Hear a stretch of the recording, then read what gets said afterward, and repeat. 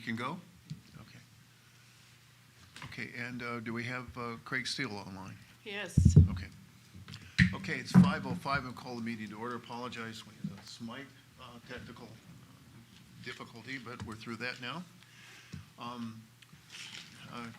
Let's auspicious day at the beginning of another season of baseball. So those of you baseball fans, hope you're enjoying your teams.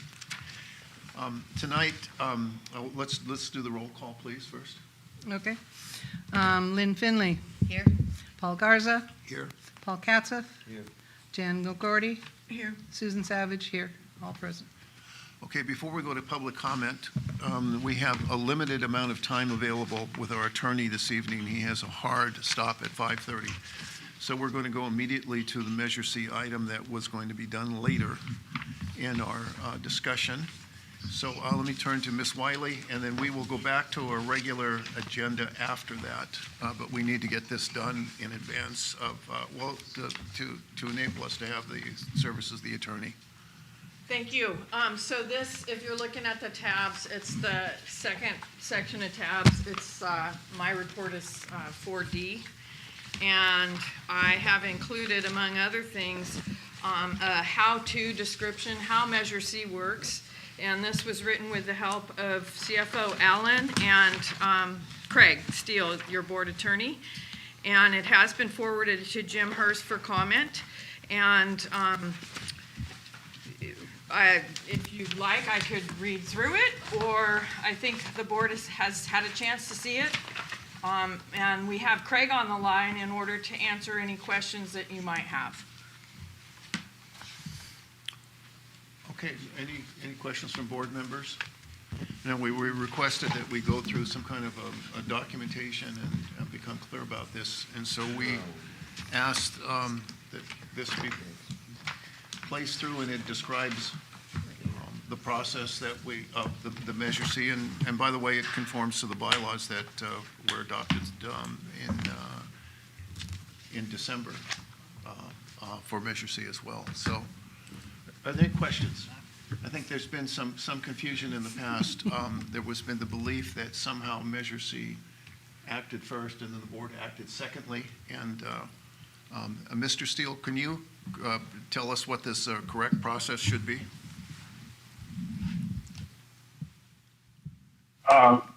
Good evening, Chair, members of the board. I don't have much to add other than to say I agree with the document that's been presented to you. I reviewed it before it was provided. The concept of oversight is a review of programs that are ongoing. There's no planning or projection or proposal language in Measure C that would change that normal concept. And as you know, the board has control over all of the agency's facilities and makes all those decisions. So I concur with the way it's been presented in the document.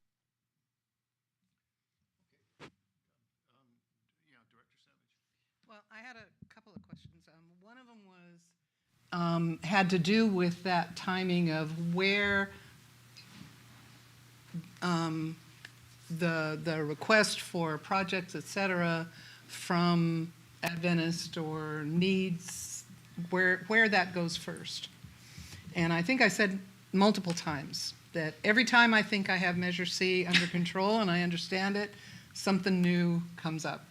And maybe it's my misunderstanding, and that was why I was hopeful that Mr. Hurst, who knows this probably more than anybody else because he's been living and breathing it for many years, would be clear on how, at least in the past, and it could be we decide to do something differently, but that a request for a project or whatever would be reviewed by Measure C so that we could be informed about where the money might come from for a particular thing, because we would have choices. If it was something that could fit with under the guidelines of Measure C, then that would be one thing that we might do with it. If it was something that was needed but for whatever reason didn't fit under Measure C, how might we deal with that? And so that was my understanding, and it could be completely wrong, but I'd really feel more comfortable hearing from Mr. Hurst in terms of how he envisions that. And again, We can decide to do something completely differently, but I think it would be helpful. The other thing that I think was part of the confusion, and I did mention in an email that I think I sent to you, Kathy, that at one point there was some misunderstanding that at least some people thought that we have our obligatory maintenance payment that we make, and we have Measure C, and at least some people thought that Measure C was in addition to, rather than supplanting district funds to make that obligatory contribution to maintenance. And that I didn't see addressed in here anywhere, and I thought that was something that would be helpful, again, to explore what our intention is. I'm also hopeful that this kind of a piece of paper doesn't take the place of the conversation that I think has been asked for many times, so that the public and all of us on the board can have the conversation and the common understanding of how we're dealing with Measure C, whether it's we're just not always going to agree, but at least a board majority would agree on what we want it to look like. And I'm hoping that we haven't felt that this piece of paper takes the place of that. Okay, well, I think what we're trying to focus on here is what is appropriate legally and how this process should work. An oversight committee is not something unusual. There are thousands of them in the state of California. You have dealt with oversight committees, no doubt, in your experiences with school districts and their funding and the campaigns that you've worked on. An oversight committee is to assure that money is spent correctly. What was key in Measure C, I don't know if we've got that in the actual document here.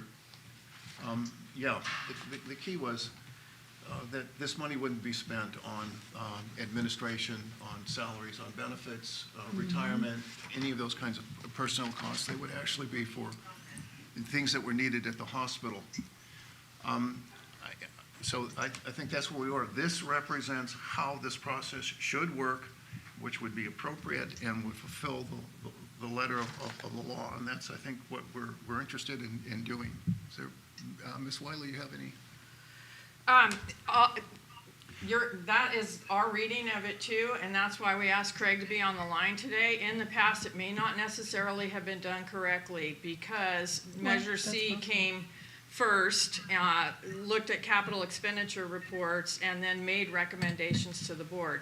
That's the opposite of oversight, and that's why we are trying to document, the funds are received, the board approves expenditures, right? The board approves capital expenditures. Correct. Then the Measure C funds are approved through the Measure C committee, oversight after the board has done their work. And the Measure C is also required to report out to the public once a year that they have performed the oversight and that all the funds that were Measure C funds fit in those 7 categories of Measure C. And with respect to the confusion that you referred to about whether the funds were additional, that came from Ms. Leach, Judy Leach. I don't know where she came up with that. I've several times tried to dissuade her of that point of view in my meetings with her, and I finally just gave up. She continued to push that. That was never correct. And it got so bad that at one point she came forward to a meeting with a request for Measure C to fund $13.9 million of activities that had undergone. And that's, well, first of all, at $1.5 million a year, it's never going to reach that amount. So that was part of the ongoing confusion. I think it's very important that we follow the way this is supposed to operate. And by the way, this conforms again with the bylaws that were adopted in December of 2024. It's exactly compliant with that. So anyway, Mr. Steele? I don't have anything to add, Chair, just that if there is a discussion about having Mr. Hurst come in or changing something in the process, I would just encourage the board to put that on as an agenda item. This is more of an informational item. Director McGordy.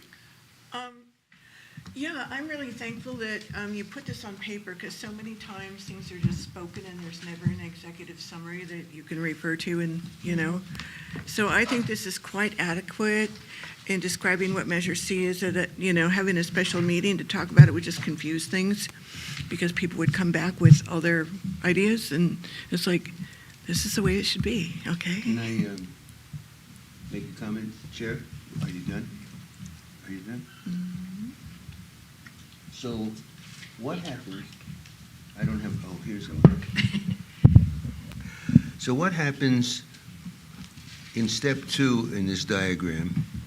The Mendocino Coast Healthcare District Board approves Measure C expenditures requested by Adventist Health, and we make a mistake. That the Measure C Override Committee. Oh, and will sees correct that, us. And we don't spend Measure C money on those. So we're not spending the money before it is approved, even though we made a mistake. Right.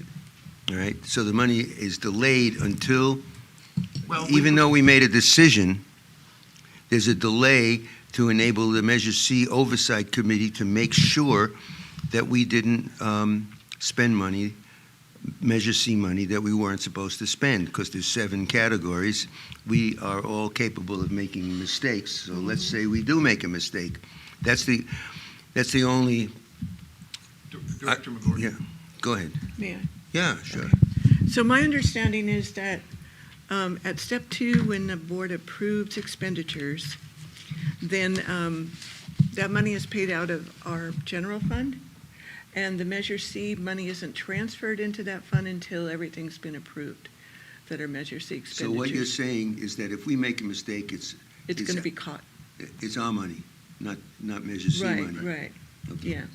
Is that true? Yes. Okay. And we Good now, enough. That's based clear. upon the concern of the raised by Mr. Hurst and some other members of the Measure C committee, we have now placed that money in a special account. He was very concerned that the money was being transferred to an account that was operated by Adventist Health.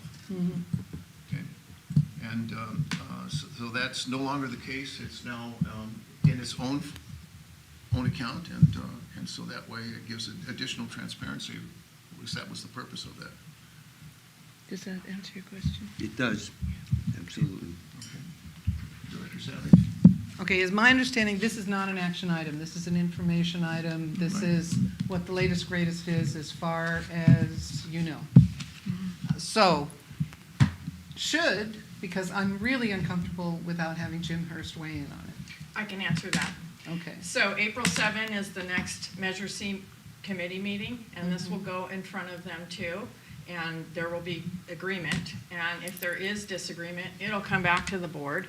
Okay. But the whole point is to get a policy in place. The board has no policy about how Measure C works. We now have bylaws, and those are in your packet, but we don't have a policy. So this will address that policy need.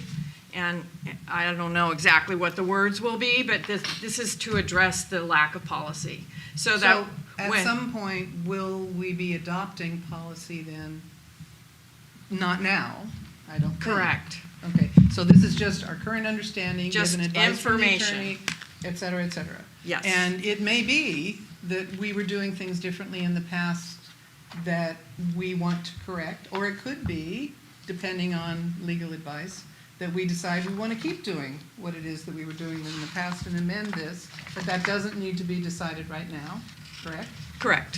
That is all then pending hearing from Measure C. Right. And that's why, if I may, that's why I put it on as in my report rather than an action item for Okay, the good. board today, so that Good. when I come back to you as an action item, it's been vetted by everybody, and we think the policy is correct that we're going to put in front of you to approve. Okay, that makes sense. And Mr. Steele will be attending the April 7th meeting. Oh, great. So that he will be there to advise all of the committee members, Measure C committee members on what the appropriate legal process legally. Got it. Okay? Trying to be careful about this. You want public comments? What? Do you want public comments? Wayne we might wants as to, well- it might looks as well like allow it. Wayne's trying to speak. You're muted, Wayne.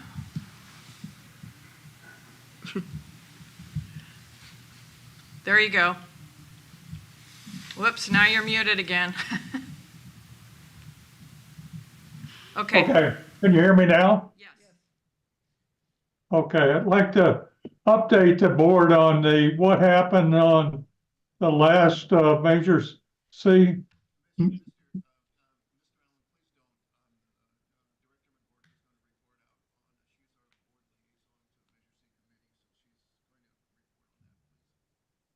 Okay, thank you. Okay, yeah, and we'll get to that a little bit later. Okay, so I see there's a public comment, not surprising, so I'll recognize public comment. Mr. McDonald. So I appreciate the effort to put this together. I think there's a couple of points that are maybe overly streamlined, let's say. And one, let's go to number 2 on the written, just the non-diagram page. The second sentence says, historically, all Measure C funds were placed into the hospital's Wells Fargo account managed by Adventist Health. Words are important and timing is important. That didn't happen that way. Measure C existed for a year and 3/4 before the voters approved the lease agreement and 2 years before the lease agreement took place. So saying that it's historical, that all Measure C funds were placed into, that just needs to be changed or excised. On the diagram, the third one down, Measure C funds are spent on hospital repairs and maintenance. That's too streamlined, too simplified, because, as I've said here before multiple times, or alluded to, Measure C funds are not purely to go to Adventist Health or whoever runs the hospital. They could go for something else that has to do with an important healthcare matter in the district. One of the then longtime board members made that pretty clear in a fall 2021 Measure C meeting. And so I think that needs to be either changed or something. Thank you. Okay, thank you for your comments. With that, Can I? Director Katzov. I'm sorry to use extra time on this, but I agree that in the diagram page, the third one down is very limited. And I remember bringing this up in relation to a long time ago, in relation to either the community cannery concept that I was promoting or asking that this board finance a feasibility study or some other aspect. So I remember looking very carefully at the 6 or 7 categories of Measure C, and I know that that Malcolm's comments are correct, and we should, if we're going to live by this diagram, if it's going to be public, then we should revise it. So I'm going to make that suggestion, and ask for your comments, if you want to. Okay, yeah, I think we're now ready to go. Before we go into, Could I are just- you one more? I just wanted to Go make ahead. a, Yeah, please. recommendation with Measure C from what Paul said, that Measure C funds are spent within certain parameters, and then also on number 2, historically, all Measure C funds were placed in the Wells Fargo account managed by Adventist Health since 2020. Right? Right. Is that Okay. accurate? Okay. Okay, good. Thank you. Okay, we're now, before we go into public comment, I'm going to call on Director Savage. And Mr. Steele, I think if you're going to be taking off, you could, it's now's the time. Yeah. I think he's saying we're done with you. Okay, thank you very much. Good evening. Okay, I would like to make a few comments on Public Records Act requests. As a public entity, the law requires that any person can request any document or communication that the entity engages in. This is an important process for the public to have information they deem necessary to know what their elected officials are doing as part of their due diligence as informed voters. We, as the healthcare district, have an obligation to maintain easily accessible records so that should we receive a request, we can reply in a timely manner. We have been dealing with a somewhat unique public request for records that preceded the tenure of almost all of the existing board members with no staff support in a time when affiliation with Adventist was still an ongoing process. As a result, many of the materials requested had the high probability of including HIPAA-protected patient information and employee information that none of the existing board members had authorization to view. As a result, attorney time was sought to review materials to ensure that nothing was inappropriately released to the public. That process was costly and time-consuming. That being said, it is very important that members of the community feel free to request material they feel is necessary without inhibition. Any comments made that insinuate that there was anything inappropriate about the requests made in the past is extremely unfortunate. So on behalf of the board and myself, as the officer at the time that received Mr. McDonald's PRA requests, I would like to officially apologize to him for any comments made that suggested any inappropriate actions on his part.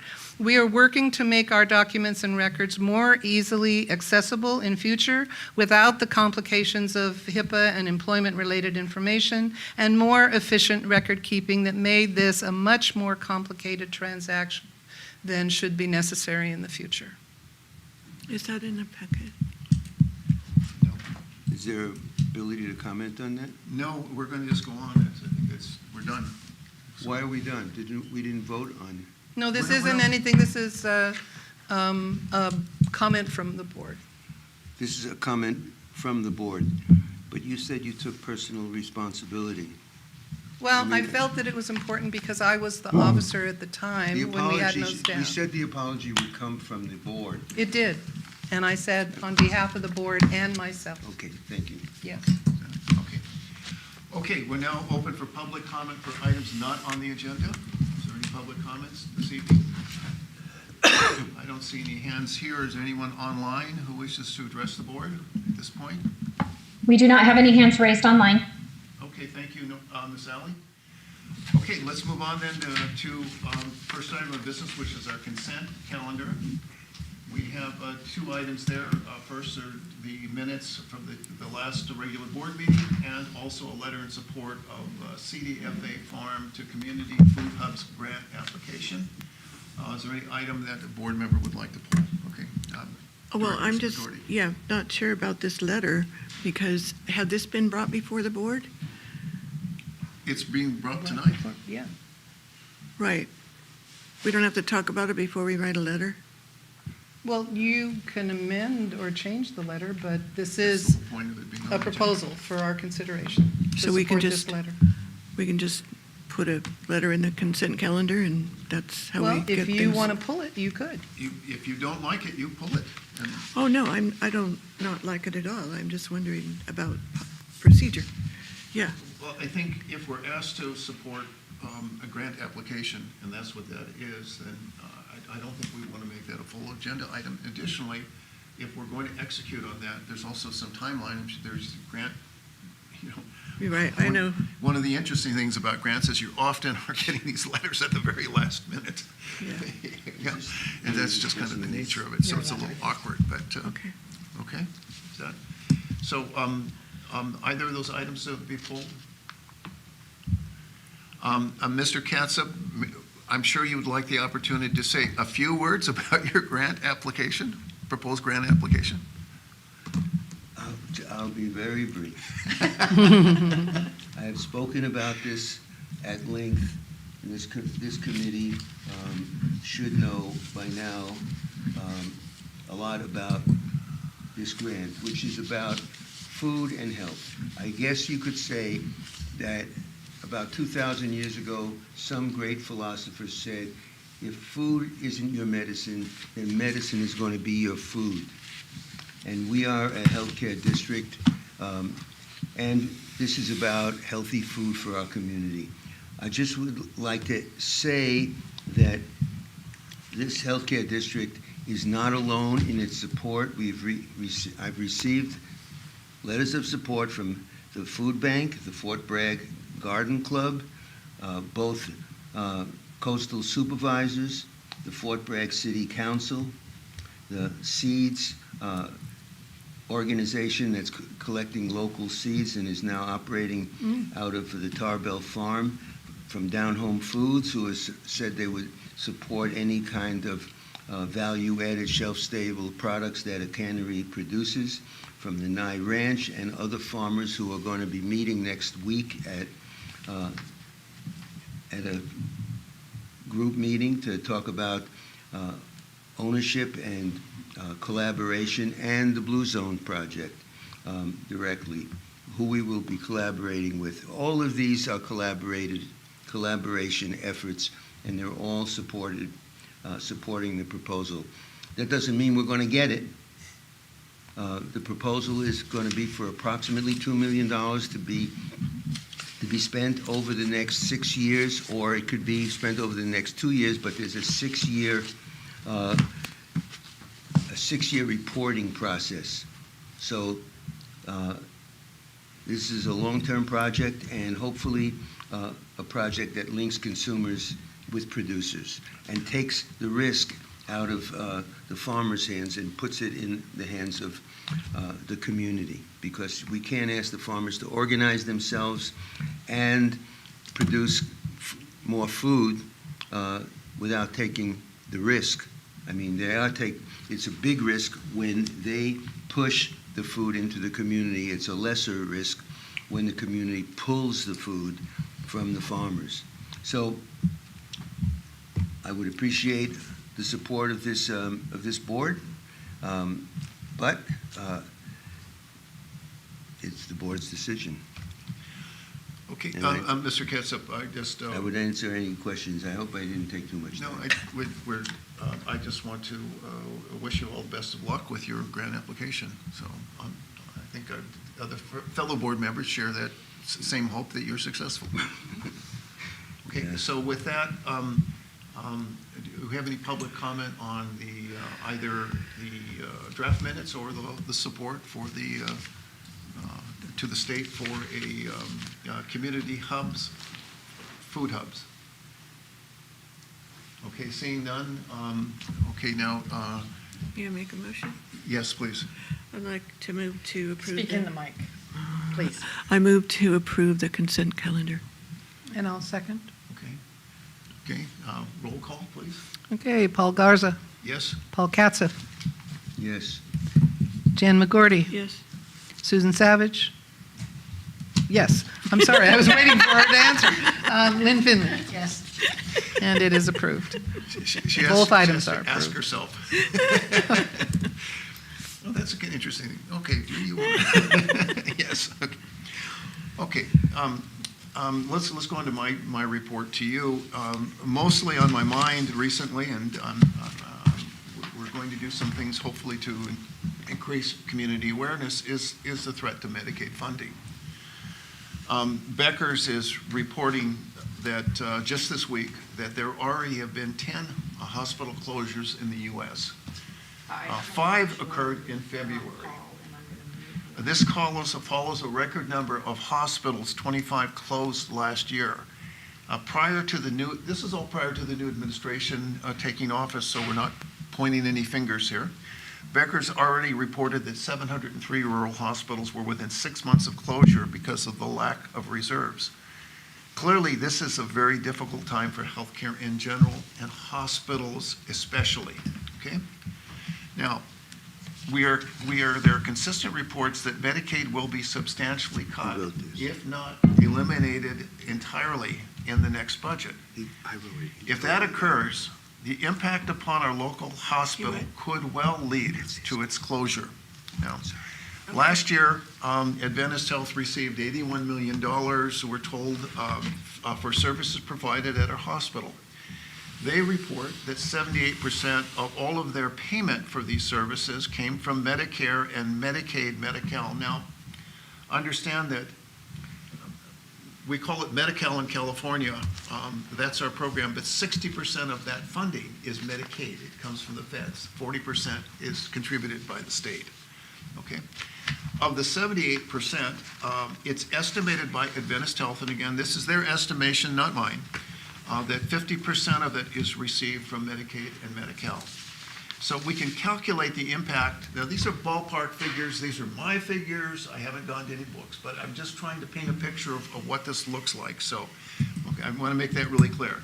So if Adventist Health's income was $81 million at the hospital last year, and the reimbursement from Medicaid, Medi-Cal, et cetera, Medicare, that means it was about $63 million, give or take a million here and there.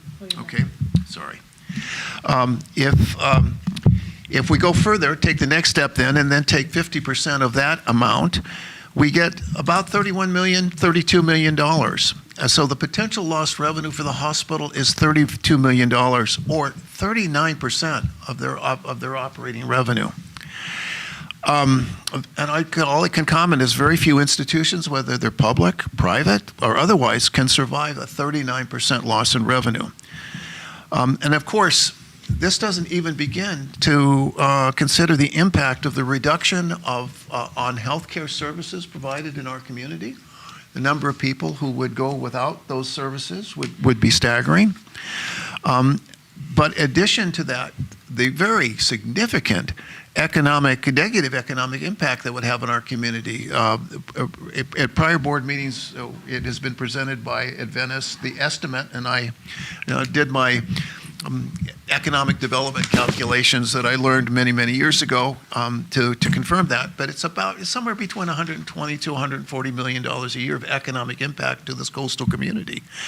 Take that out of our economy, and right now, currently, that's the main driver of our economy, that hospital. We will really hurt. So anyway, to bring this all about, I just want to continue to urge all citizens to stay informed and express any concerns they may have to federally elected officials.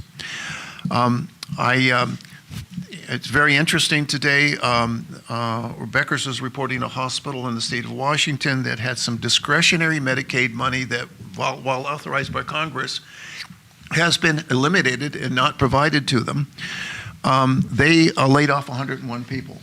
Further, there was a study yesterday in Becker's that indicated if this Medicare is eliminated, there will be 477,000 physicians, PAs, RNs, LVNs, technicians, phlebotomists who will lose their jobs.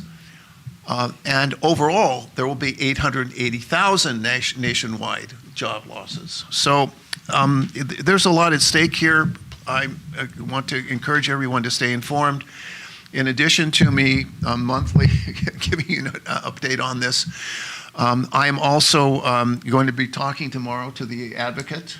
Mary Benjamin is I'm going to interview with her tomorrow. And on April, I'll be talking to the Seroptimists. And in June, I'll be talking to the Rotary Club of Fort Bragg.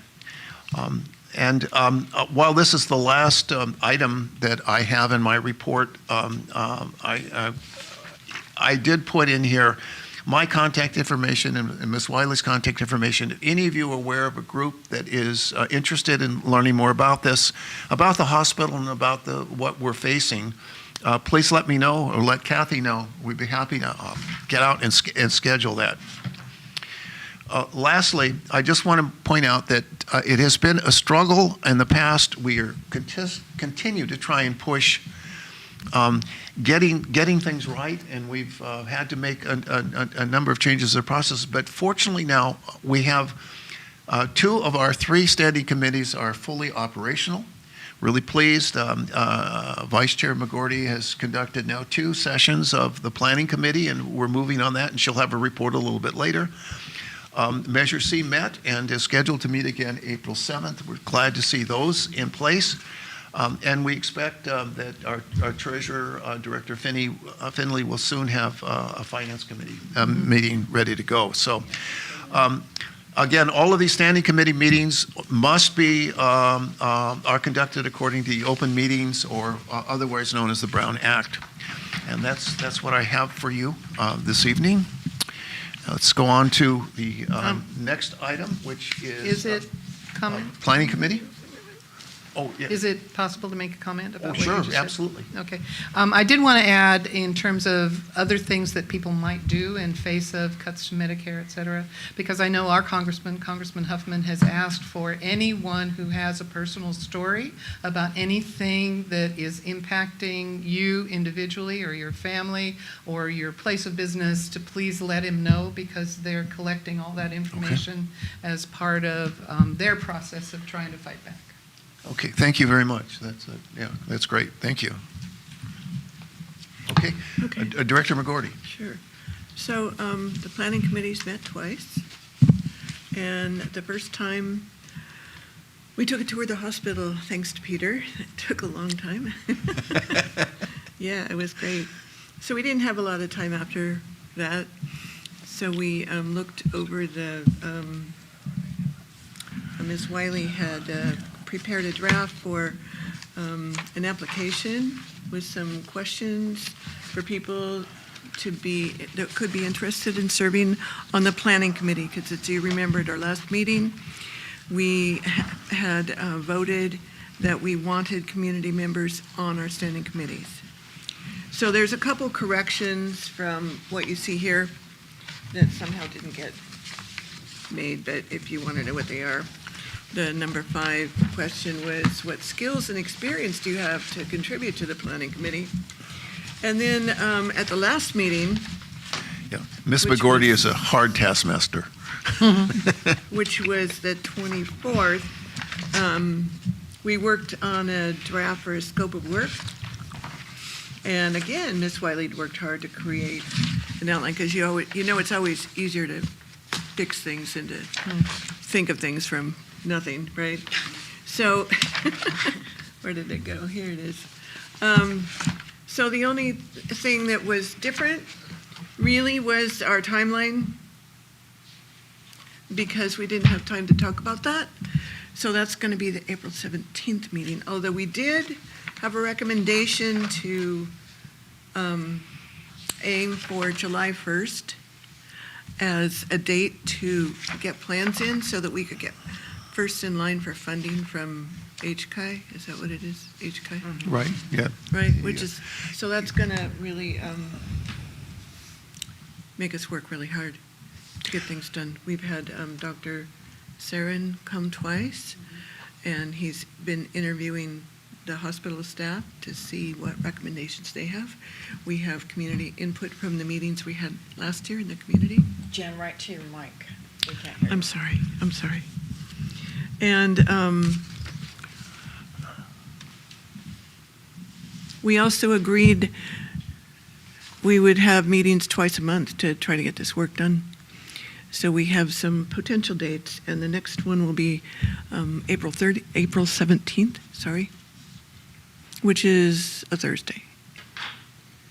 And then following that will be the 4th and 2nd Mondays. We haven't decided if we're going to try to meet on Memorial Day. Okay. But we wanted the board to be aware of what we've done and see if they could approve by consensus, if the application is okay, and also if our scope of work is acceptable. And I'm sorry we don't have the corrections on here. I'll get them fixed. Okay, does anybody see anything on the application that's a concern? Does it, anything we need to correct or refine? Go ahead, you direct yourself. Okay, Yes, and I'm please. looking for the documents that you're talking about in here, and I'm assuming they're in the packet. Did you find the report? So I had a couple of questions in general, because I was able to watch the video of the first meeting. Okay. And somehow, I don't know what happened with the second one. Because I'm very interested in knowing ahead of time, before it lands here, where in general the process is going. And so what I wasn't sure about, because at least as of that first meeting that I watched the video of, there were still multiple choices in play, which included retrofitting the existing structure. We didn't even and- get to that in the first meeting. No, well, there was documentation, I think Kathy had, that was. The 4 options. Right, that was included for that meeting, whether you talked about it or not. Right, But they right. were, at that point, those kind of options were still in play. And what I'm trying to figure out is at what point, and you mentioned a July 1st deadline for plans to be in for what? Is that the seismic retrofit? Is the issue of building a smaller, more compact, I forget what the terminology was for that plan that Devaney Group came up with. At what point do we make the decision in terms of which direction we're going? And is that part of the timeline that you're talking about? It will be. Pardon me? It will be. It will be part of the timeline, but there's so much to get up to speed first. So hopefully at the next meeting, there's a whole bunch of reports that are available to go over that and then see what information there is. I mean, the whole thing could fall apart because of the national situation anyway. But, yeah. Okay, so, If I could just add, yeah, I please, if you believe could I have. clarify, and I I'm have- still looking for it. I've advocated for the July timeline as a Potential. as the goal that we should reach. And that's primarily because in my conversations with HCI, they have told me that there's a limited amount of money that's available to rural hospitals. They have a pot. And basically, the first person in line gets served, and when it's gone, it's gone. And if we could get there by July, that would put us pretty much up to the top, which would enable us to get as much as they're going to give. Now, how much they're going to give, I don't know. They believe that they're going to have $55 million this year. And if I remember correctly, I believe there are 52 rural hospitals in California that are critical care and that pot. But that number could be greater or smaller. But that's just what sticks in my mind. So, but anyway, it suggests that if we can get there at the beginning, it would be great. Great for us. Okay, and so and maybe, again, I'm not completely understanding, and I think I understand, and then things come It's up a with- very ambitious plan. Is the moving forward, because my understanding is way back when, we checked a box that said that our intention with HCI was to Retrofit, yes. not to build something new. That's correct. And so the deadline, if we're trying to get in ahead of time for funding, would have to do with retrofitting. Is that correct? We have the option, I've been told, we have the option of presenting a plan to them at that point. We're working on the requirements that they placed upon us to get into the retrofit queue. If you will recall, they have reimbursed a good portion of all of those development fees. Right. And that was for that purpose.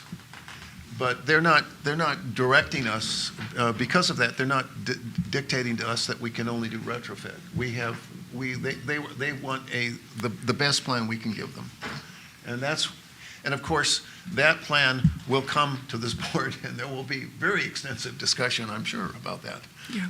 Right, so there's nothing that says that or maybe it does say that by July, because at least the people that I talk to in the community, they want to know where we're heading and what we're doing. And because this has gone on for years, it feels like. Kind of wondering, what are we trying to do here? Are we retrofitting? Are we building something new? Is that out of the question? Is that in the, what is going on? So is that a deadline by when, at least it would be our initial intention to make that decision by July 1? Oh, yeah. Yeah. Through the chair, I talked with Dudley Campbell yesterday, and we have up until, I believe it's January of '25 to submit whatever plan we're going to submit. And through the committee process, the committee's going to have, I'm assuming, public hearings where the committee, and maybe this is a full board, not worked out yet, exploring the cost of retrofit with Dr. Saran making suggestions that staff have suggested. One of them is kicking out the emergency room walls to make more room there. So that's one option. It could be that we actually do nothing. If we go ahead with the seismic retrofit, we've already walked down that road a ways, and we would have to be firm about a plan with HGI by January of '26. There is an option that if we have financial problems, we can apply to HGI for a 3-year extension. Right. But that's not an automatic. Right. And then there will be committee discussion about possibly a new hospital build, what that would cost, how would that work in terms of keeping this hospital running, Exactly. capital expenditure wise, Right. while we build a new one. So the committee work is to get all that information and then bring it to the board. And the board has to decide which way do you want to go. Correct. So, and again, my question is a timeline question. Does that make sense, or am I not characterizing this appropriately, that at least a pretty solid decision would need to be made by July 1st in terms of which direction we're going? That's what we're trying for, yes. Okay. So we have 6 meetings. Well, we're going to be very busy, and it's a very ambitious timeline, and there is some wiggle room, but of course, we know costs go up the longer we wait. So we have a lot of pressure to get going. Okay, any other comments about Director McGordy's report? Okay. Peter want to say anything? No, let's, comments on reports after all reports are done? Sorry. Yeah, and then we'll. Chairman, sorry, Director McGurdy, you had, I put the community outreach meetings that you and Director Savage had worked on as the last part of your report. Oh, okay. I don't know if you want to just briefly go over that and see availability of the directors, or if you want to hold off on that. Well, we met a while ago before the planning committee got going. And at that time, we thought it was really important to have community members, and we'd kind of focused upon the communities of Casper, Fort Bragg in Spanish and Fort Bragg in English, Albion, Comchi, Mendocino, and then perhaps Cleon, because Westport, the last time that there was a meeting there, nobody came. And these were one person did. Oh, sorry, one person came who complained, right? Yeah, you had a second blue one. No, actually, No, he actually, it didn't was complain. quite a It good was meeting really a good because meeting. we learned a Great. lot about Westport that it was great, at least for me. It was a great experience. I learned a whole lot about Westport I didn't know. So anyway. And so those places were focused upon places where Marshall had indicated we might be able to get feed to, so that they could be Zoomed, right? And so we ambitiously had assigned dates for that, which may not be appropriate now, but they were just, an attempt of who could go to those different meetings. And I think the dates will have to be changed now because maybe, I don't know. Also, the content for the meetings, we thought we would have the summary of the community meetings that we had, and then also the choices that are available for changing what's happening at the hospital that we talked about. Did I summarize that okay, Susan? I think so. Well, I think the notion is that previously when we went out to people, the whole intent was just to be quiet and listen and hear what people thought and what their needs were and what their experiences were. The thought was this time that we need to go back out to the communities again, but we need to bring them something. What is it that we're thinking about? What are the options that we're exploring so that we're not just going back out and after months and months later saying, well, what do y'all think? I mean, we need to bring them something. We need And, talking points, so we're all together on the same thing. Right. And if we don't have those talking points, then we're not bringing them anything except Right. confusion. Right, right. And particularly if we're working on a July 1 deadline to make some decisions, we need to have at least some preliminary options in terms of what we're looking at so that we can bring the public along Yeah. with where we're at and then get ongoing communication with them. And I personally wouldn't give up on Westport. You would what? Would not give up on Westport. Oh, okay. It looks like we need to move it up a month, though, of the meeting, because the planning committee hasn't got anything to report yet, and April 15th is soon. Yes, close. Soon. Tax day. So, any- yeah, take a look at the place that your name is by and see if that's acceptable, and we'll come up with new dates, and then we'll also finalize That page in here. talking points. Some talking points, okay. Yeah. And I I was wrote thinking it. it'd be really good to have a moderator at these meetings. We didn't really agree upon that, though. Okay, Thank you. so let's go on. Do we have a report from the Thrift Shop Committee? Yes, Go ahead, we do. Susan. I'm going to add something after Susan's done. Yeah, go for it. Go ahead. Okay. Well, I wanted just to report that Paul and I did have a discussion about what next steps might be, given that it was clear that we were not in a position as the district to take over the thrift shop. However, the thrift shop, at least in our opinion, has a significant role that it either is or could be playing in the community, and that there are a number, and we came up with a whole list of entities in town that have an interest in, have a stake in, might possibly be interested in being involved in a conversation about what next in terms of what's happening with the thrift shops. So we have proposed and put together this initial group of people, and we're suggesting an initial meeting just to see what's going on out there with some clarification from Adventist about where they're at, so that we can figure out what next steps might be for the community, and that this is a community interest, not specifically a healthcare district interest. Okay. So let me Is that add- accurate? I think so. I've been attempting to reach, to get a decision from Adventist as to whether or not they are ready to let go of this like the executives were ready to let go when we were in negotiations, lease negotiations. And I learned that Teresa Courtney is the supervisor of the supervisor at the thrift store. So I've been in touch with her 2 or 3 times, and she back to me, and she has always said that she is more concerned that her major role is with patient care and making sure patient care was at the level that it was supposed to be, and meeting standards, and that she was given this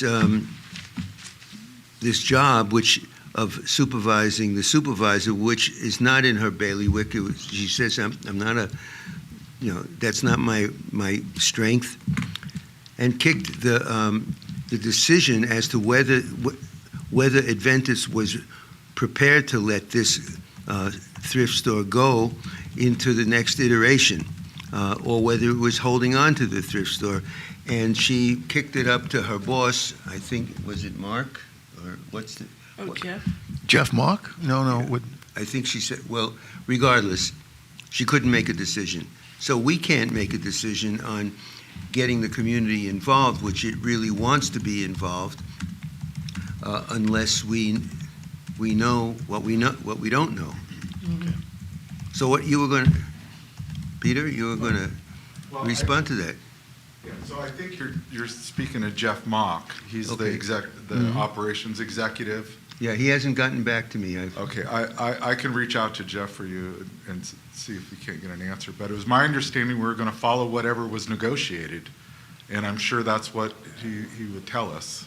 So however it was negotiated during Eric and yours negotiation. So, and I could ask that to be confirmed, but as far as my information is, it was negotiated during the last Taken off lease. the table. Huh? It was taken off the table. That was the only two things that changed, right? Was the thrift store and then one other thing I can't think of it off the top of my head. But the thrift store was clearly spelled out in the negotiations. And then I thought that the board had until July to, That's my recollection as Right, well. make That a decision. February and July were some deadlines, and I No, was not privy to all that. So To correct this, we said that we would make a determination by February 1st of whether whether we're willing to take it on or not. And then secondly, if they did, then we would look at a date of July 1st as the turnover. But we have decided not to take it on. but we were going to look at other options, though. Well, that's what. That's what the Director ad hoc Savage committee and was Director created Katz- for. Well, let me finish, please. That's what Director Savage and Director Katzoff are doing right now, so. Right. Director Okay, Savage. and my understanding was, not that there was a negotiated agreement about the thrift store, but that the original proposal for the discussion was withdrawn from the negotiations as per the letter that we received whenever we got it. So there was no, unless I'm completely mistaken, there was no agreement about anything. It was just left as status quo. Right. Well, effectively, that's what it is. And I Because think, Adventist withdrew their, and I think Mr. proposal. Johnston is just referring to the fact that this was part of the negotiations that he wasn't privy to, Right. but he understands that they're going on as business as usual. Let me refer whoever's listening to this that I did create a report and handed out a paper report to those who were here present at the time, and I was expecting that it would be in here because there must have been a miscommunication between you and I. I don't know. But there is a report that talked about the economic opportunity, and there's another Friends of Health in the name of Cynthia Wall sent a letter to our board indicating the broad scope and the history of the hospice store as well, which I think I sent to everybody on the board. Did everybody on the board receive that?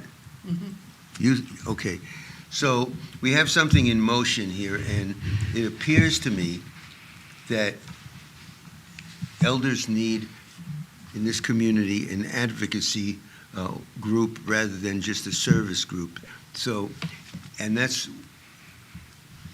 what is brewing in the community. It's the people who are feeling the need for advocacy for elders who are alone on the ridges, need help for firewood, hauling, because 50 years ago it was groovy to have a fireplace, but now when you're 75 years old, it's not so groovy because you have to do a lot of work to get that heat. So there's a lot of need for volunteers to help seniors, and a lot of depression out there, a lot of loneliness and aloneness, and also there is a need for the prosthetics that store was providing for the community. So there's something really happening here that could become a real community benefit. Okay. Okay, appreciate that, Director Katzoff and Savage. The only request I would make is that please make sure that you inform our agency administrator when you schedule another meeting so that we're able to track all of that and make sure, okay? Okay, lastly then, let's move on to our agency administrator's report. Ms. Wiley? Thank you. Just a few dates to throw out there. April 7 is the next Measure C Oversight Committee meeting. April 17, Planning Committee meeting at 1 o'clock. April 24 is the regular board meeting next month, and April 30th we have calendared for our Finance Committee. Following up on the ad hoc that Director Finley asked for at the last board meeting, I've been invited to work with a group called Coastal Connections, and that's hosted by Mary Ann Cox. She's the manager of Healthy Mendocino and North Coast Opportunities Incorporated. And you can see in your packet that this group is a working group that has some goals that align with what we were trying to do in the ad hoc. Specifically, they are concentrating on youth and community health, healthcare provider challenges, women's health and reproductive health, healthcare accessibility and misinformation, bridging gaps and preventative education, healthcare service navigation, federal funding cuts and budget concerns, career pathways development and regional collaboration.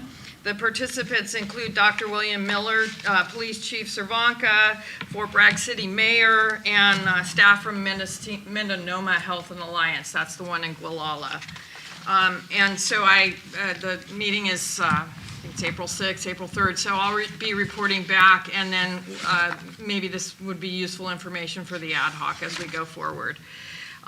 In terms of online information delivery, as of March 26th, the district website has recorded 14,581 visits this month, with 89 individuals currently subscribed to receive our notifications. In parallel, I've also been developing an independent database of community contacts and interested parties so that we can enhance our ability to disseminate information to the public. The district social media platform saw strong performance in Q1. The performance metrics were collected for the period up until March 24th. Facebook reach totaled 8,700 views, driven by organic content and saying we aren't paying anything for ads, we're just pushing information. The Facebook views, which represent the total number of times our content, including videos, posts, and stories, were displayed or played, reached 68,000, almost 69,000 during this first quarter. We have been able to maximize our exposure, increasing our reach and views by sharing posts to the Mendocino Locals Group and the Mendocino Coast Support and Information for Seniors and Disabled Residents Facebook groups.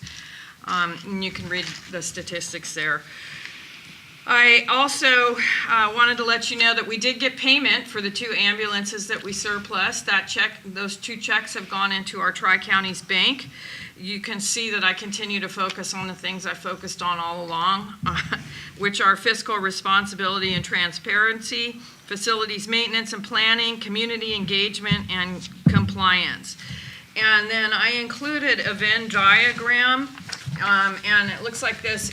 This is actually, thank you, Terry. The foundation did this work in 2023, and it represents the various community groups, service providers, constituents. It was trying to get everybody we could think of on the board so that we can start to talk about those groups and how to address their concerns or involve them in our process of the seismic retrofit. So it's a work in progress, but I wanted to show you that, we're trying to figure this out. And then you've heard my report on Measure C and the discussion, and I'll end with an article about food insecurity in California, and I think it's worth the read, so I included it in my report. I won't highlight it, but it has some alarming figures in it. And lastly, I would like to mention that we lost Dr. Buzz Graham this week. He passed away. For those of you that don't know, he was instrumental in running this hospital. His name is on the wall out there, and he was a community advocate and a strong supporter of all healthcare in the community. So it was a real loss to our community. A beautiful man. Beautiful man. Yeah. Thank you, and I'm happy to answer any questions. Questions for Ms. Wiley? Okay, is there any public comment on the reports that were presented? Mr. Ramos, Easy. always good to see you. Jan, just for you, you said the first meeting was April 10th? Couldn't have been in your report. March 10th. Okay. That was that. One of the big things that the Coastal Connections, what Kathy was just talking about, that I'm pushing them to do is, much like this diagram Kathy just showed, what we talked about is actually identifying what each of our organizations does and marketing that out to the community. We don't do enough of that. So that is one of the big things as well. So just want to add that in. Okay, thank you. Appreciate that. That sounds like a simple but very useful idea. Okay. Okay, well, hearing, Raise your hand. okay, Mr. McDonald. I'm not sure if I can open it, but I just wanted to say RE Buzz certainly was not, there were 100 and some people who received an email from Buzz on March 13th, which said, if all goes well, you will be receiving this email after I'm dead. And that is kind of classic Buzz. He goes on to talk about, death in a broad way. I mean, it's kind of, all of Buzz's emails, at least to me, were pretty priceless. I learned from sitting down in his garden one time with him that Warren Buffett sort of owes his acumen, his ability to make billions of dollars from Buzz's real name is Benjamin, from Benjamin, and he's Benjamin Graham Jr., from Benjamin Graham Sr., who allowed Warren Buffett to become the first, I don't want to, a certain ethnic group identification into the group that Ben Sr. was a part of. So it's kind of a sad thing that Buzz isn't around because he's kind of a link to he was a link to the Susan Buffett Foundation, I think is the name of it. Anyway, just an awesome person. And I just want to say about the planning committee, the fill out the form is all I can think to say now. I can't really pick apart any one thing in there that's, not a needed or not relevant question to ask an applicant. But I wouldn't want to scare anybody off from being on it by seeing, there's like a 3-page thing to fill out. And not much of it is multiple choice. So I would just be careful about that, and maybe I'll just talk to Jan privately about somebody that could be asked to join. Thank you, guys. Okay, thank you. Director McGordy would actually like to just give a brief report on the Measure C committee. So, Okay. yeah. So the Measure C committee met. They have a new member that I found. And we had a great surprise in the middle of it where we got Zoom bombed, and it kind of threw everybody off. Yes, it did. I'm not sure we recovered. Anyway, there was discussion about the process of Measure C, and there was also a problem because the expenditures that we had approved for $4 million that Peter had given us and had said that he'd already, tried to make sure that all of them would coincide with Measure C qualifications. There was some, when the budget was presented, it was shown that all of these should be paid by Measure C, which would give a $4 million deficit to Measure C, which would have no purpose of having Measure C for the next 4 years, because that's all the money that'll ever be there. So that kind of put the board off, and so that's why they're having another meeting soon to go over that, because there was a misunderstanding of, we only have 1.5 million. This is how much we can spend. So they need to reconvene and do that. Okay, and that's April 7th. Yes. Right. Yes. Okay, thank you. Thank you. Let's go on to, Can I ask a quick question? Yeah? And again, this is my faulty memory, but was there an issue, and I don't know if we ever caught up, with back Measure C funds that hadn't been spent? Was that That wasn't brought up. in part of the budget, or we're just looking at existing money, or? We were looking at existing money, the 1.5 million. Mhm. Because I remember Jim Hurst being here and encouraging us because there was this backlog to kind of catch up and spend it on maintenance, but Yeah. to the tune of quite a bit more money. yeah, I think we have caught up with our expenditures, yeah. Okay, let's go on to new business now. We've got 5A is receive and file check register Malcolm report. wants to talk about Measure C. All right. Kathy, is my audio working? Yes, Wayne, just a sec. We have some public comment, and your audio is working. Okay. Thank you, Chair. I meant to bring this up before, not going to pick your report apart, even though I might say slightly the differences between members of that committee and Wayne regarding the Measure C monies were pretty significant. But besides that, there was a new member at that meeting. His last name is Robert Van Buren. Robert Van Buren. I was thinking of Thad Van Buren, the surveyor. Anyway, who did a good job for being thrown in the deep end in his very first meeting. But I don't believe that he's been approved by the board, which, if you'll remember, when Mr. Blaisdell and Gabriel and Jessica Grinberg, I think, were all approved in one fell swoop in a meeting last year at some point for their Yeah. different committee memberships, planning and Measure C. I'll double check, but Yeah. I think he was approved I by think he this was on board. our consent calendar Yes. at a recent pretty meeting. sure. Yeah. Yeah, pretty sure. Good. I will double check too. Okay. Okay, let's, first item of new business is to receive and file a check register report. Mr. Allen? Thank you. I think we're on the cash report. Okay.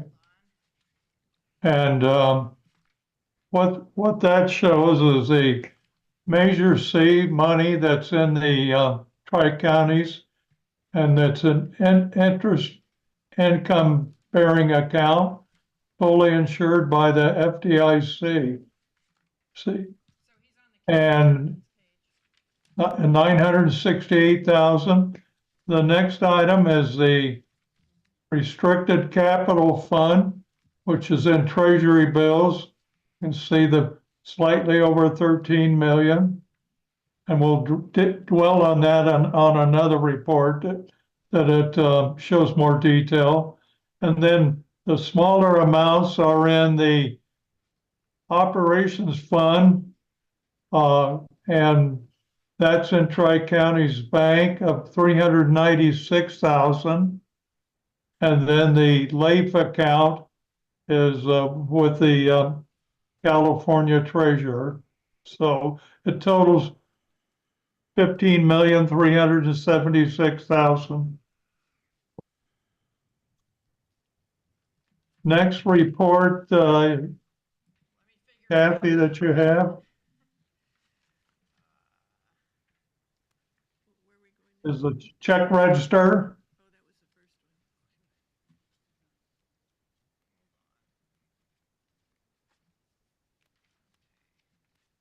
Sorry, hold on, I'm getting it right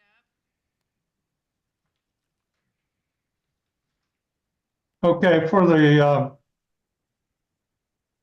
the month of February, these are the transactions that did occur as far as paying our obligations. And there's nothing really strange about it or new about it. The only thing I would call your attention to is a couple of the items. The third item is the DCA audit group. They've billed for 14,000. They've had some previous progress billings That audit is moving along slowly. There's a lot of requests being made for documentation that I was led to believe already had been given to them, and that did not occur. So we're having to hustle around and do bank statements and reconciliations, and that's taking a toll on the auditors as far as fee. They're having to dig and review much deeper the schedules, but we're hopefully, in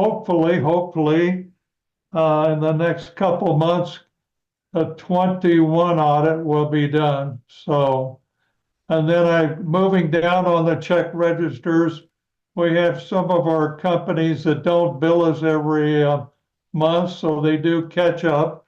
Props and Measures is one of them. That the billing is $2,500 per month.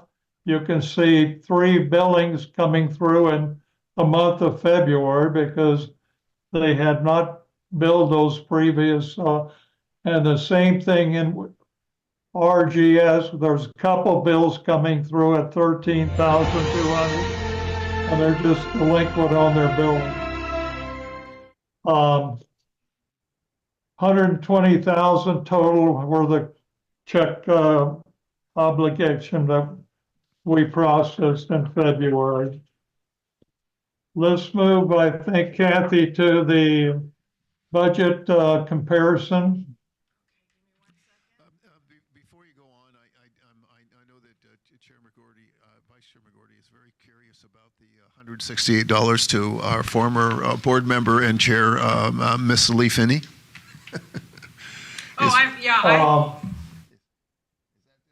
Kathy, could you answer that? Yeah, that was, Lee was paying the remainder of the $40 a month for the Microsoft Outlook. Okay. And it went to her credit card, so it's reimbursing her credit card.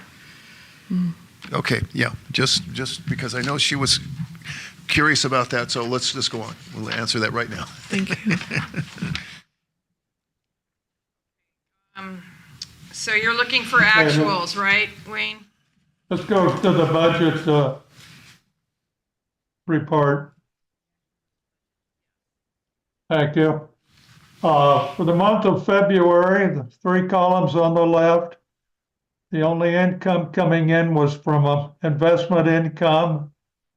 And year to date, we're pretty much on budget, slightly 58,000 under budget. And that mostly is occurring up into the tax revenue that'll come in April.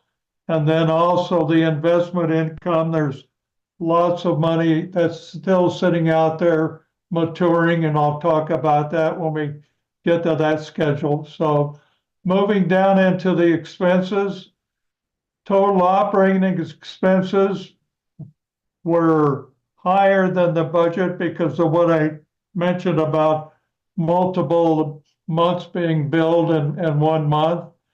But year to date for the 8 months, we're at 325,000 of expenses. Budget's 420,000. We're $93,000 under budget, favorable. So, and then down below is the activity and our debts of Bank of New York revenue bonds, and then our Help To loan with the state of California. So those represent the budget. So it's coming along very nicely with budget performance. And then moving to the final document is the Treasury portfolio.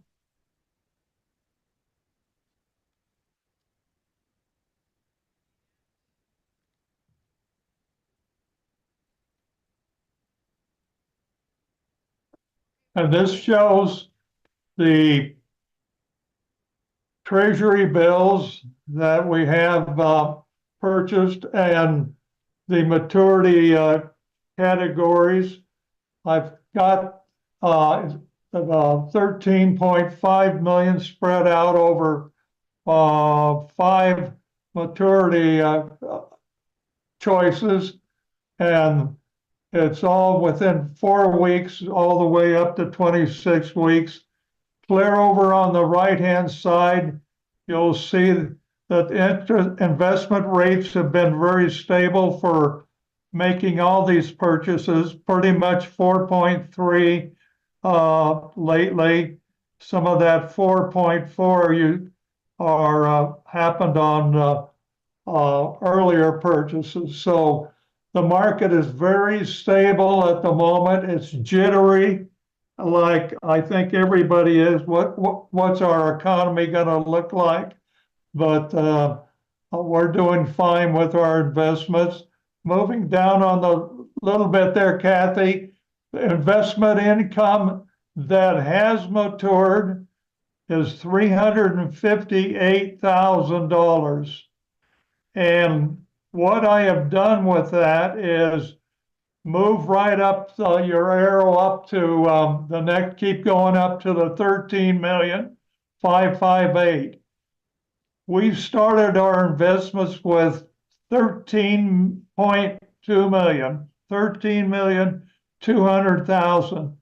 As these maturities happen, I've added 358,000 to the principal, so we're growing the principal as treasury bills mature. Then off on a couple other on the to the right on columns, the 171,000 I mentioned is accrued interest that will mature over the next 2 to 3 months and be added on the budget as matured investment income. So 171 plus 358, we're over $500,000 in investment income. And then the next page, 2, is merely the historical record of the purchases that have matured. They add up to the 358,000 of investment income. And the very last page, Kathy, I check to make sure the Treasury has all of our par values recorded, and they do. At the end of February of 13,558,100, and that agrees with our records. That's the end of my report. The board about this report. I have a motion if you want. Okay. I'd like to move that we accept the treasurer's or the CFO report. Yes. Okay. It's been moved. And, We need Second. public comment, please. well, yeah. I was just gonna. Yeah, that's right. We have to go to public comment. Yeah. Okay, got it. Thank you. Public comment, Mr. McDonald. First of all, Kathy was right. I found Robert Van Buren in the December minutes. I probably hadn't gone back that far before. I noticed the Malcolm timer is now on. Yeah. So, Wayne, I'm looking at the cash balance report for this month, and next to it, I have the cash balance report from last month, so the same date in February. And my questions, sort of intertwined ones, are about the differences in the format, in that what's now listed as just the Measure C fund alone, the 968,000. Last month, it was listed as improvements and Measure C fund, and we also had a second line to the right, restricted money, about $4.5 million, 4.55. And I'm wondering, and then we had, under the operations fund, last month, there were 3 categories. The Tri-Counties Bank operations account, which is still there with slightly less money, about 120,000 less. And then there's a category, Tri-Counties Bank, in parentheses, Measure C tax revenue account. That now does not exist. So could you explain to the board and the public why the layout is different? Not so much the dollar amounts, but the layout is different, especially, well, all of those. Kathy, you're going to have to repeat Malcolm's question. I can't, I did not hear it. He's basically asking for the format changes. Is that correct? From last month to Last this month to this month, the change in formatting of the reports, Wayne, Balances. for cash balance.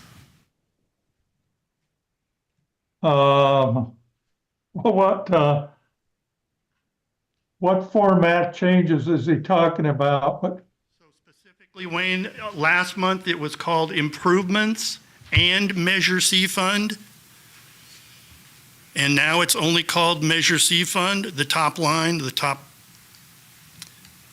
Why is that different? And why is there no restricted money listed this month when there was $4.5 million listed under restricted last month? I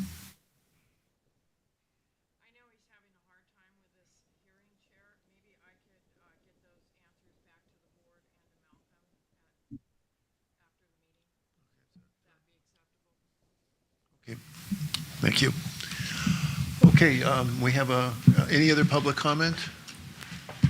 Okay, you have a motion? Yes, I do. I would like to move that we accept the report from our CFO. I'll second that. Okay, roll call?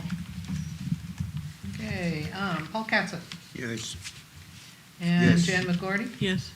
Susan Savage, yes, Lynn Finley, Yes. and Paul Garza. Yes. Approved, or accepted the report. Okay, now we're going on to the Beta Management Risk Management Authority liability, which is an important item for us to consider, and that is up to for renewal. And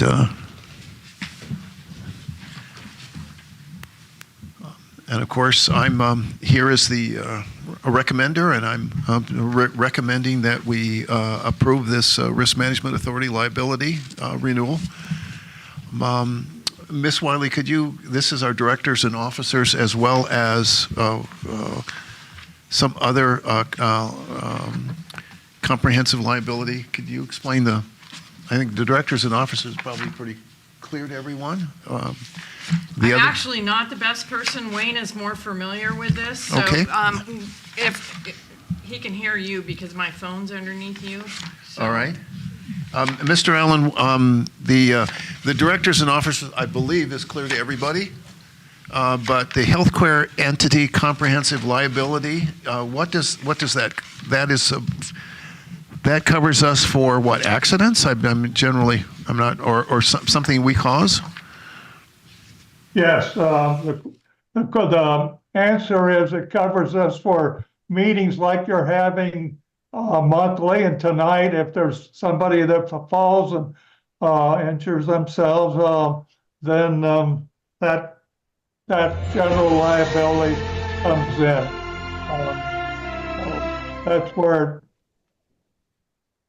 That's what it's for. It's not for the personal property, buildings, and equipment. That's all paid by Adventist. So it's just the little liabilities that's could happen when we're having sponsored, maybe even meetings out, town hall meetings and so forth. Helpful, I'm sure, for all of us. And I guess we have an Enrico Morricone fan here somewhere sneaking in. Yeah, sorry. Musical inserts. Okay, so are there any questions from the board about the renewal of the Beta Health Risk Management Authority? Okay, questions? Okay, public comment? Okay, then I certainly move we approve the renewal. You are moving? Yeah, I'm moving. Is there a second? Yeah, I'll second that. Paul and Paul? Paul and Paul. Okay. Okay, so roll call? Okay, Jan McGorty, Yes. Susan Savage, yes. Lynn Finley, Yes. almost did it again. Paul Garza Yes. and Paul Katzif. Yes. Okay. Okay. And just point of information, because we do function under Robert's rules for small groups. For small groups, the chair can make motions, Yeah, in that's- case anybody's wondering out there. I appreciate that. That's why I just went ahead and did. I thought I'd try and be efficient. Well, no, I mean, just so that if anybody thinks, wait a minute, Yeah. but we function under, for small groups. Small groups, right. Okay. Next item of business is the Chartist Services. This our attorney advised us this needed to come back to the board. Initially, we approved a contract with them for a little over $18,000. But the board at the time wanted to specify that we included in the data that, and the analysis of that data, all Medicaid and Medi-Cal data.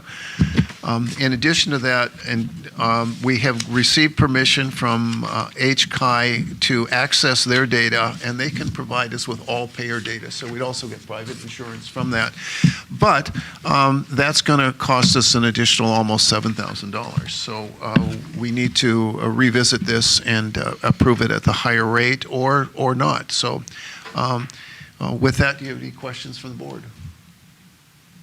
Go ahead. Okay, if you could say that again, because I thought I understood it, and then you said that it would cost us more. So HCI has the data, you said? They have the data, right. Correct. But we need to have the contract through Chartist in order to access that data? No, to analyze it Got it. and then present it to us in some way Okay. that's meaningful. Okay. Yeah. As I've commented before, I've used data my entire career in economic development. It's just part of what you do, but I am not an analyst.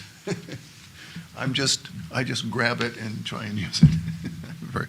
Anyway, yeah, it's a different skill. Director McGordy? Yeah, we approved it a long time ago because we felt that it was really important for us to have our own data. Mm-hmm. So Yes.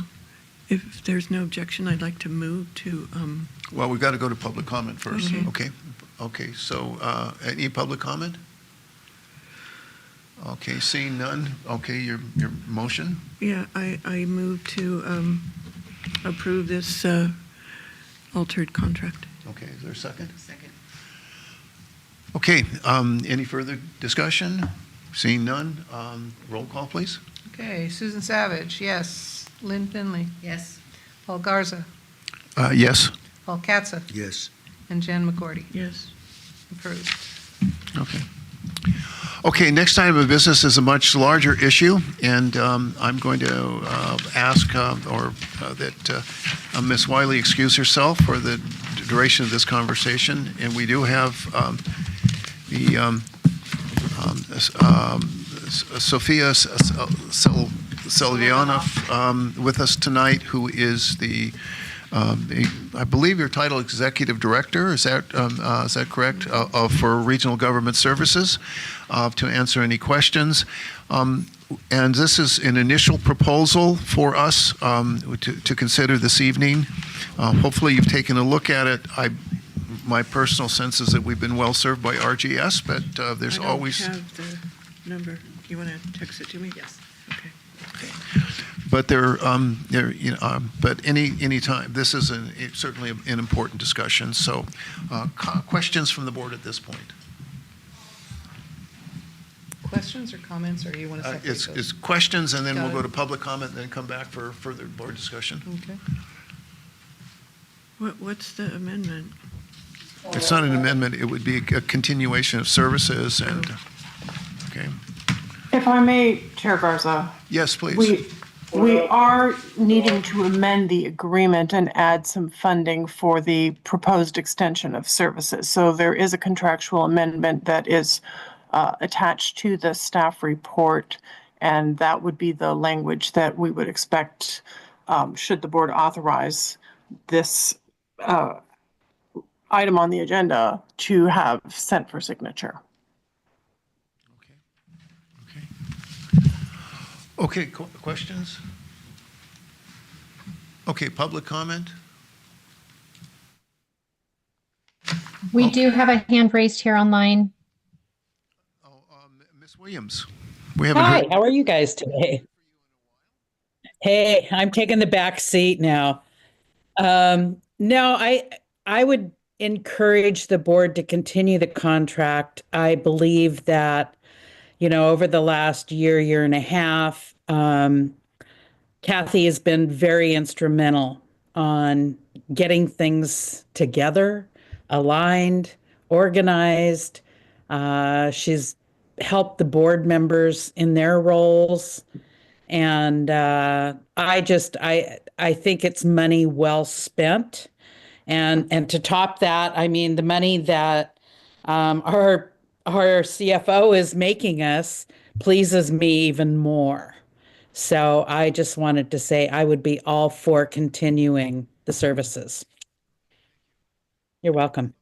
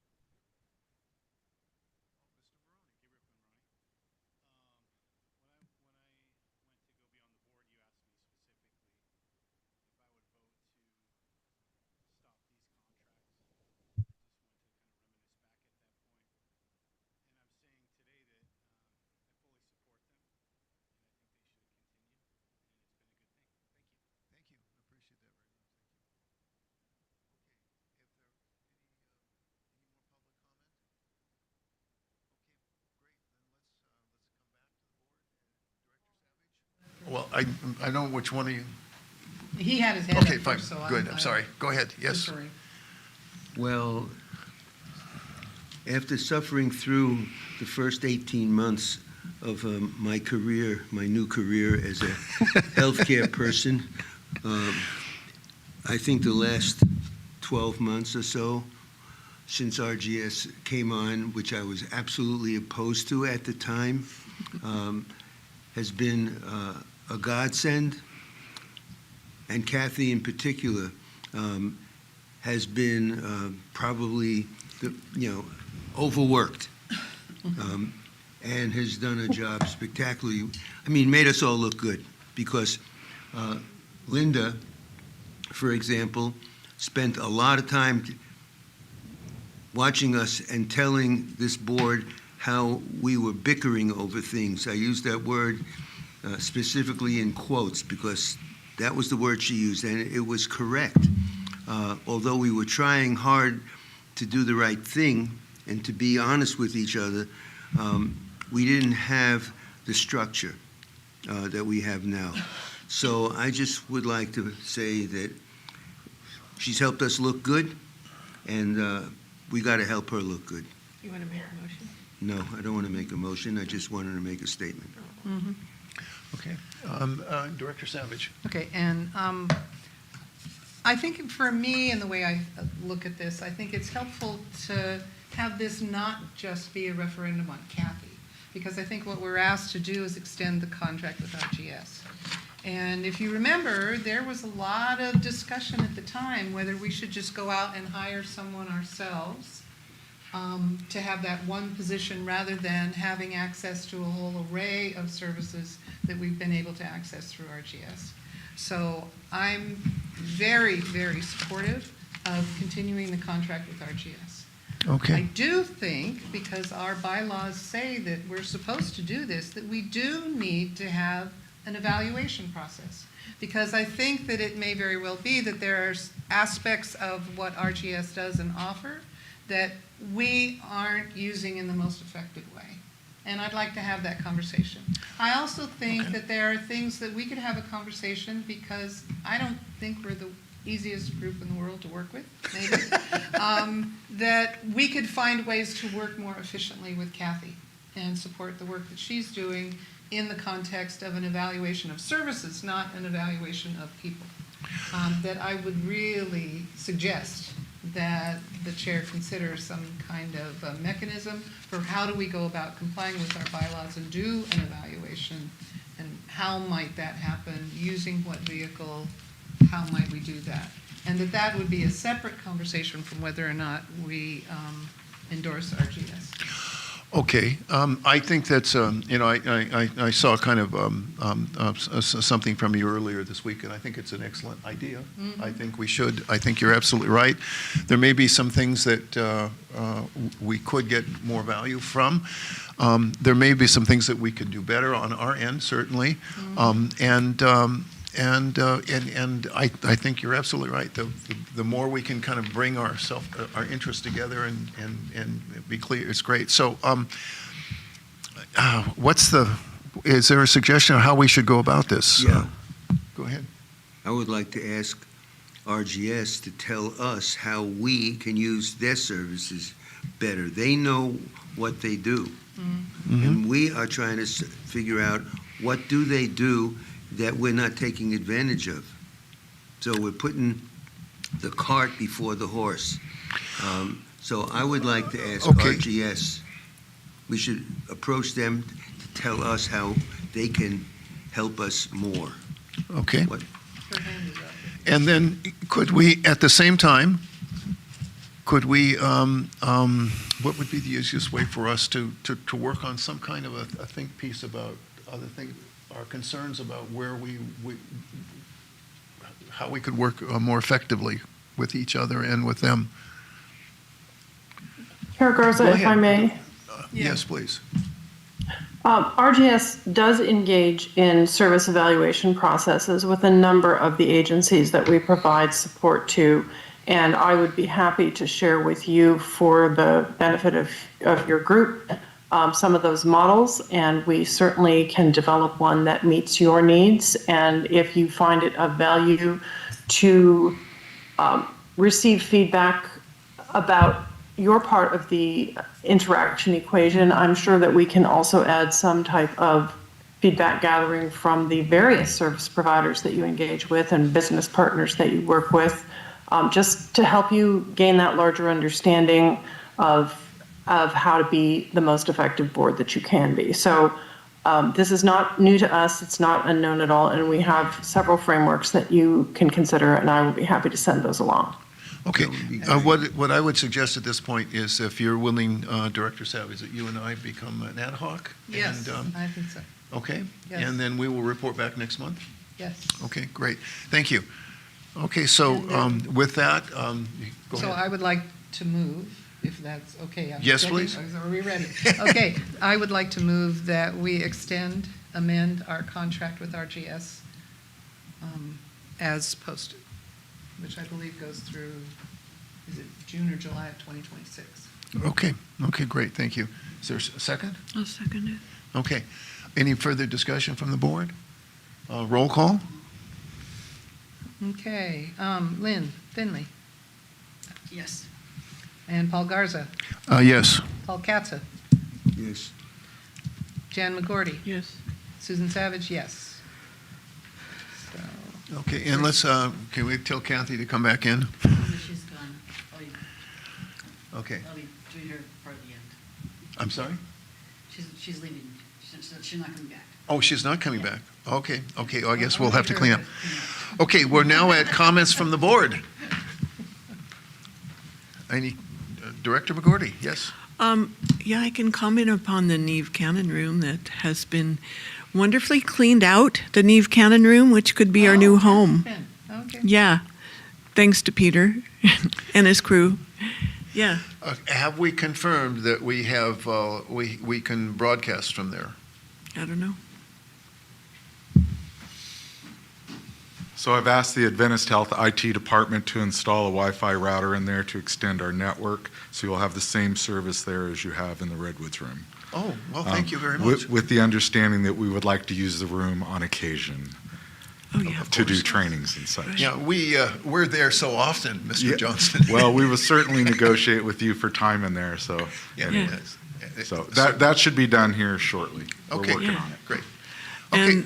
And I met with Marshall, and we went over all of the old equipment, and he was happy to say that those are really nice mics so that they're, confined to that room, right? Do you want to say anything else? Yeah, I was wondering where those were 2 years ago. In that closet? When we started, I was like, yeah. Well- So when you move into the Neve Cannon room, you'll use your microphones that you own, and they can get right up in your face a lot better than those mics. So Okay, and we're glad for your endorsement. And That's they important to turn us. on and off, right? they turn on and off. Yep. Yeah, Director yeah. Savage? This is vague, ancient remembrances from a couple of years ago, but once upon a time, somebody voiced a concern about air circulation in that room. Is that an issue at all? And that might have been a It has a COVID-esque thing. functioning heater. The room was rather cold for quite some time, so the heat's been turned on. The room is getting warmed up. Nice. It's safe. Yeah. And he for installed a occupation. new thermostat. Yes, it has a new scheduling thermostat, so we could save energy as well as keep the room warmer when it's super cold. So, And they fixed the anyway. bathrooms. So it's Airflow ADA. seems fine. Okay, good. And the restroom is ADA compliant? It's now ADA Boy, compliant, My God, right? thank you. Yeah, Jeez. I mean, it's wonderful. I think we are going to have to invest in a big TV to monitor. Okay, on well, the foot of the that's certainly manageable. Okay, well, that's encouraging. It would be nice to have a quote-unquote home. It's not that we're ungrateful for having access to this room, and people are now comfortable with it, but, we can always do better. Okay, any other comments from the board? Seeing none, I have a motion to adjourn. I'll make that motion. Okay, second? I'll second it. Second, okay. Before we do, I just want to say that I really appreciate everybody's cooperation tonight. We've had an extraordinarily calm and deliberate process, and I think we have been able to go through our business in a clean way, and I hope that this continues. I think it's really very thrilling. But anyway, roll call, please. Director Savage? Okay. Paul Garza, Yes? Paul Katza, Yes. Jan McGordy, Yes. Susan Savage, yes, Lyndon, Yes. and we are adjourned at And go home and watch the baseball, or if Six. you're still like me, obsessed with Match Mart madness, watch the basketball games. Please note for the record, the meeting has adjourned at 6:52 PM. Thank you, Ms.